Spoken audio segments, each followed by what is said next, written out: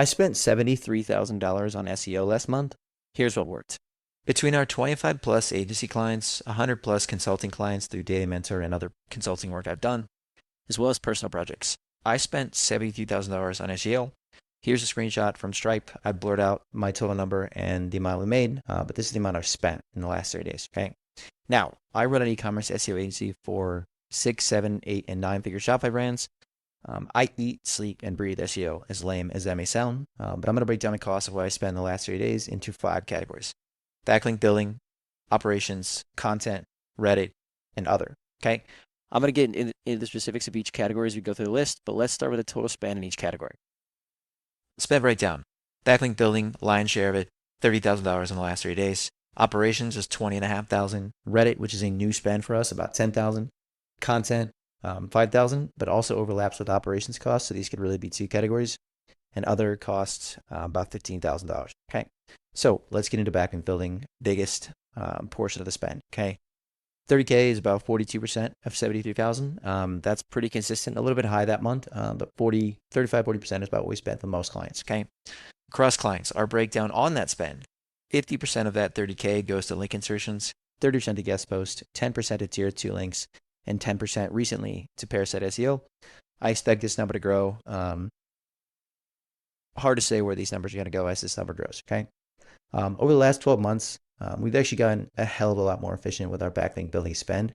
It used to eat up 40 to 50% retainers, which was really like crushing our margins, quite frankly. We've got it down to about 30% or so. And honestly, our results are better than they were a year ago. Now, our results are better partially because of link building, but it's really because of our whole process. But quite frankly, link building has gotten a lot less headache-inducing and stressful for myself and my team over the last year. So I definitely will point to that as better results. We did drop PR links over the last year or so in favor of doing more link insertions, more guest posts, and more tiered links, and as well as recently more Parasite SEO.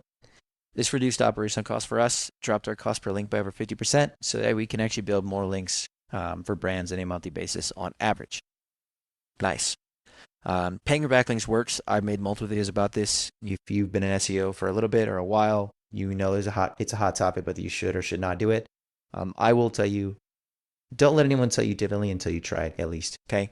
Reviewing each of the backlinks built in the last 30 days, which I did just before I recorded this video. I would say I'm happy with 85 to 90% of them. So could we be a bit more efficient with spend? Yes, but we're definitely better than we were a year ago, and that's what I'm happy about. So ideally, we want to get that number as close to 100% as possible, but we're on our way there. Okay. If I had the budget, and I'm going to do a recap of how I think I should spend more or less on certain items later in the video, but if I had the budget, without a doubt, I'd spend more money on backlinks. Over time, I expect the distribution or proportion of spend on link type to change, but I only see the total number growing. My philosophy on backlink building can be found in these 2 videos on my channel. I spent $250K on backlinks. Here's what works. And I spent $15K on backlinks. Here's what happened. Okay. These are videos from different years, which is why the numbers are so different and the timelines are also so different. Okay. But go check those out if you're curious about kind of backlink spend, my philosophy on it, and really what works. Okay. But overall, 42% of spend, yes, it's high. It also works. So I'm going to keep spending. Next up, operations. So I'm going to include salaries, new hires, tech stack, and other agency-related items in this bucket. If you're an e-com brand looking for SEO tips, this may be less interesting to you, but I'll show you anyway. Okay. Salaries about 16K, new hires about 4K, tech stack about 2,000, total 22K. Everyone wants to believe you can run a single person AI agency. For 99.9% of people, this is not going to be the case. Okay. The reason I've opted to build the way we are, you need people to scale, and we are a boutique agency. Okay. Boutique agencies cannot get away with automating every client message and every client deliverable. Like, that is not boutique. That is cookie cutter shit. Doesn't work. No matter what any core seller is going to try and tell you. Okay. It is not just about providing results at the end of the day. Clients pay for our service because they want a personal boutique, white glove experience. Okay. Can't do that without people. We report a lot more than other agencies. We do weekly reporting and monthly reporting. We integrate our content with their brand voice, which is no easy feat, and so many other little things we do that improve the overall kind of client experience. Okay. Again, you cannot do this with automations alone. You need people. Do we invest a lot in automations? Yes. I think I spent over the last 6 or 9 months probably $30,000 to $35,000 on operations consultants, automation builds, all kinds of things like that. So we definitely are investing in it. Are already invested a lot in it, quite frankly. But the people, quite frankly, are really what make it, really what make our work come to life and what help clients get great results and have good experiences. Okay. I also made a new hire last month for a new Reddit service we recently debuted. And with new revenue already collected for that service, more on this service in item number 3. I've already actually 2x my ROI on this hire. So I can't make that money without this hire. I actually had to put clients on a wait list for this hire to come through. Worth it. Totally worth it. And again, impossible to make this new money without this new hire. Okay, so you need people to scale. Reddit. Reddit's fun right now. Simple as that. We can no longer ignore Reddit as an SEO team. Many of our clients are having reputation management issues with Reddit. They need negative commentary suppressed, removed, whatever. Others simply want to increase their brand mentions and seed their product to get leads across Reddit to improve AI mentions. Reddit is quite a playground right now for SEO.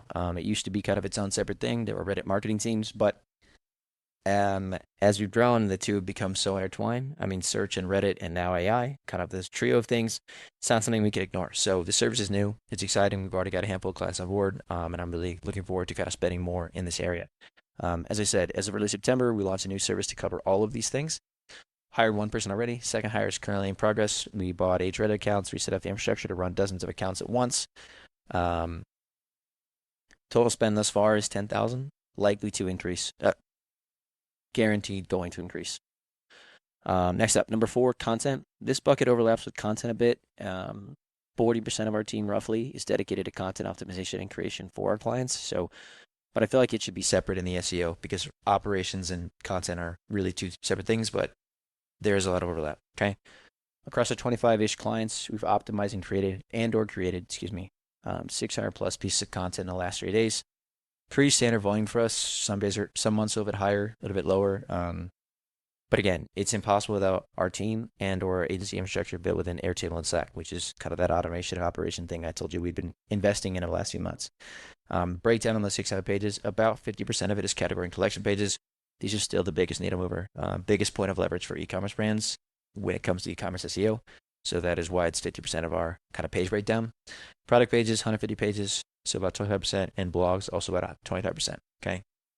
What I would do more of in order, more category pages always. I would say you can never have enough. I'm sure there is a limit that exists for most brands. Pretty hard to find, quite frankly, though. I guarantee you, if you're looking at your website, you have more category pages you have not yet built to target more keywords you have not yet found. So I would do more of them. Product pages, we're finding new small ways to win and rank these pages. Historically, product pages have been probably less than 10% of our updates, but it's coming into the 25% range. We're finding a lot of new ways to win here, both with regards to Google rankings as well as AI. So that number is probably going to grow over time, but we'll see. Blog posts are the third one. We only do 3 types of content for blogs: product or competitor versus competitor alternatives, and product roundups. That's it. No top funnel, barely any middle funnel. It's primarily those 3. Okay. Again, what I would do less of, none. SEO, like any marketing channel, is a volume game. You should always be doing more if possible. We use AI and our in-house human content team to produce all of our content. I already shared salaries. AI costs were a few $100s between creating content, testing new prompts, research. I also employed a freelancer for a few projects, which was the bulk of the extra spend this month. All right. Last up, number 5. $15,000 spent on pretty much miscellaneous stuff that really doesn't specifically relate to SEO, I would say. Coaching, consulting, masterminds, education for both my SEO knowledge, my agency, and my team's knowledge, as well as marketing of my own agency, and some other miscellaneous spend. Okay. So pretty big spend on other, but in any case. Now, recap. Backlinks are still the #1 ranking factor on Google and one of the primary factors for most LLMs. This is why it is the biggest line item for us. Okay. Operations, necessary for client results and a great client experience. Again, this overlaps with content, which is why it's the second biggest. Reddit, most excited I've been about this channel in a while. Looking forward to investing heavily in it over the next few months for clients as well as probably myself. This line item is definitely going to grow. Percentage-wise, I don't know. in terms of 100%, but definitely going to grow in the volume size. Okay.